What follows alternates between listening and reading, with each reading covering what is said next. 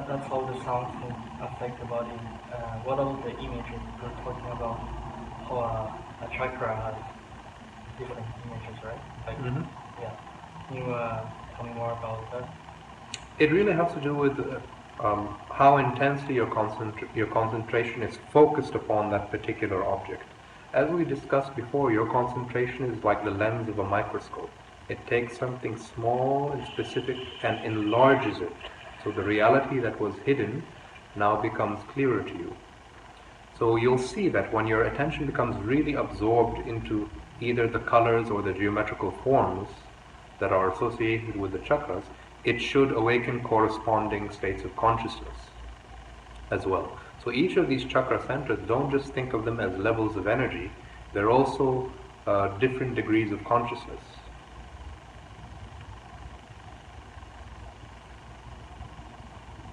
So every single chakra center, the full spectrum of human nature can be understood in terms of the chakra center. The chakra centers, from instinct to intellect to intuitive intelligence, the whole spectrum can be accessed if only you know how to access the chakras. So with different rates, because after all, energy and consciousness are just, is vibration, right? Everything in the creation that we know, whether it's sight, whether it's sound, and all the different appearances are just arising out of vibration. Everything is energy in motion, in other words.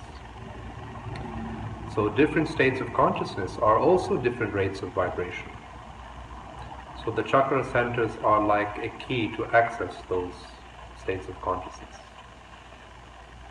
And it's not for the sake of simply having a sightseeing tour of altered states of consciousness. Otherwise, this is just a game of gymnastics. Gymnastics in altered states of consciousness. And you can, just like how you can develop the flexibility of the body with very little wisdom, insight, or realization in the process, similarly, you can develop flexibility of mind or flexibility of consciousness and explore through all these different states of consciousness, but with very little wisdom or realization in the process. No, the reason why we are developing deeper, a more refined perception and passing through all these different states of consciousness is so that eventually you can become aware of what is the nature of the seer in you, the nature of the witnessing intelligence, that which sees through the eyes, hears through the ears, smells through the nose, tastes through the tongue.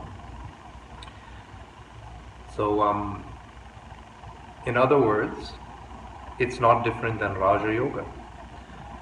Bringing the activity of the mind to a gradual stillness so that the essential nature of mind, which is always there, now becomes into clearer view. Remember the analogy we used of the furniture in the room? It's just like that. When your eyes are so fixated upon the appearances and the forms of the furniture in the room, the sense of the empty space which contains all this is not as clear. So one way it can become more apparent is just to subtract all of the furniture and see what's left. So meditation is one way to do it. Another way to deepen your perception is simply by transforming the life energies of the body. So that's the path of Kundalini, Kriya yoga, or what's also called Tantra yoga.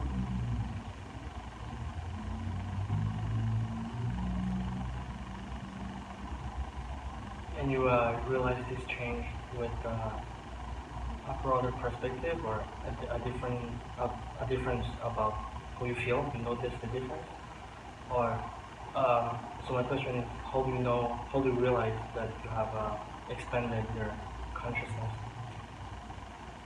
How do you know when there's a modification of mind of any kind? For example, how do you know when you are in a dream? Do you have to, once you come back to your wakefulness, do you have to reason it out, was I in a dream or not in a dream, or was it very obvious that you were in a dream? When there's a shift in your perception, where a new door of experience becomes opened in you, it's going to become very clear and obvious that such a change has happened. It'll be very difficult for you to experience those states of consciousness without knowing that a change has occurred. The knowledge is too intimate. It has to do with when you're stoned, how do you know that you're stoned? For example. Or when you're drunk, how do you know that you are drunk? So you have to experience it. You don't have to reason it out.